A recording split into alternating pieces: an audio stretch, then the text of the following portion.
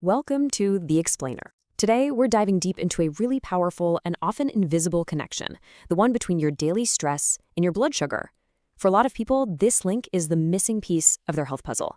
So, let's just jump right in with a question. And I have a feeling this is going to sound a little too familiar. Have you ever been staring at your glucose monitor, just looking at a spike, and you absolutely cannot figure out why? You didn't eat carbs, you didn't have any sugar, it just makes zero sense. Well, what if the real culprit wasn't what was on your plate, but what was on your mind? Because check this out. A single stressful event, a tense meeting at work, a heated argument, or even just getting stuck in awful traffic, can jack up your blood sugar by as much as 50 milligrams per deciliter. That is a huge jump, and the craziest part? It can happen when you haven't eaten a single thing. Yeah, we actually have a name for this. We call it the ghost spike. It's that spooky rise in glucose that seems to appear out of thin air.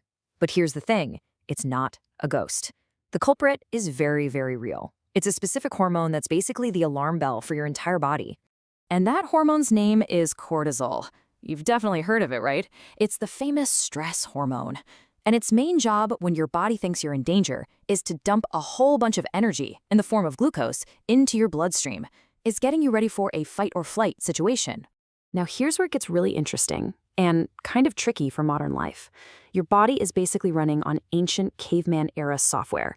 It literally cannot tell the difference between the very real danger of, say, being chased by a tiger and the modern stress of a looming deadline.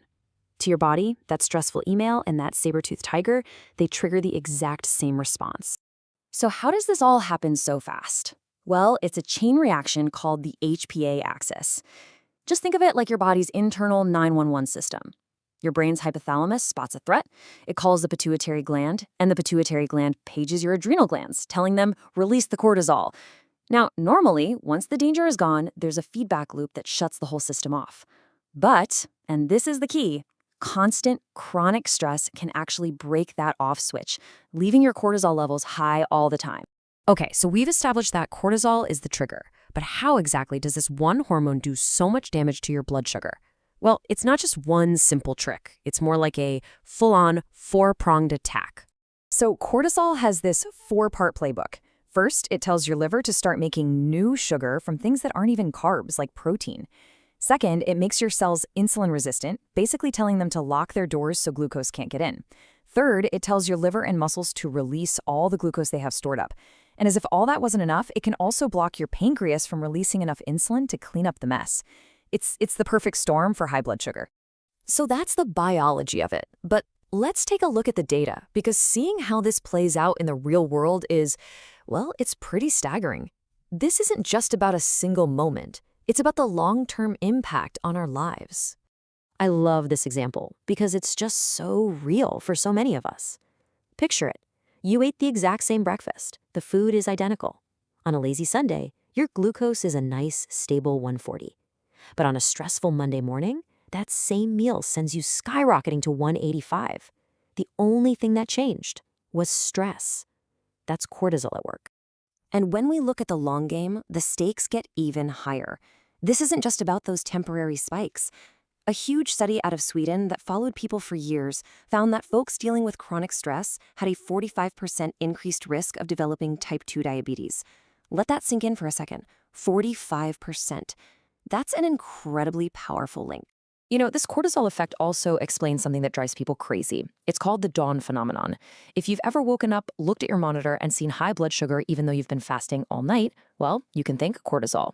Your body has a natural cortisol surge in the early morning to help you wake up, and part of that wake-up call is telling your liver to release some sugar for the day. Okay, so that's the problem, and it's a big one. It's a powerful, automatic biological system. But here is the most important part of this whole explainer. This is not a losing battle. And I really mean that. You have the power to consciously push back against this stress response. Think of it like this. Your body has two opposite systems. There's the stress response, fight or flight, and then there's the relaxation response. They're like a seesaw. They can't both be up at the same time. And when you learn how to intentionally activate that relaxation response, you're not just feeling calmer. You are physically lowering your cortisol, stabilizing your blood sugar, and actually making your body more sensitive to insulin. And the results are absolutely real and measurable. A practice called mindfulness-based stress reduction, or MSBR, has been shown in studies to lower a person's HbA1c, which is your 3-month blood sugar average, by up to 0.84%. Now, to put that into perspective, that is an effect that's on par with some diabetes medications. That's amazing. So you're probably asking, okay, how do I do that? Well, here's an incredibly simple and powerful tool you can use anytime, anywhere. It's the 4-7-8 breathing technique. This specific pattern directly stimulates something called the vagus nerve, which is like the main emergency brake for your stress response. It tells your body to calm down, and it can lower cortisol in just minutes. Another absolutely critical piece of the puzzle is sleep. And I mean this, sleep is not a luxury, it is a metabolic necessity. Research has shown that just 1 week of poor sleep can slash your insulin sensitivity by about 20%. That makes your job of managing blood sugar so much harder, all because your cortisol levels get thrown completely out of whack. So listen, the big takeaway here is not that you have to eliminate all stress from your life. That's impossible, right? The goal is to build a better toolkit to manage your response to it. And here are some things you can literally start doing tonight. Practice that breathing technique. Really truly prioritize getting 7 to 9 hours of sleep. Create a little wind-down routine before bed. These small actions can have a huge physiological impact. And all of this brings us to one final big question. If you're watching this, you probably track your food, your carbs, your exercise. You're on top of it. But if stress can impact your blood sugar just as much as a slice of bread, doesn't it make sense to track that too?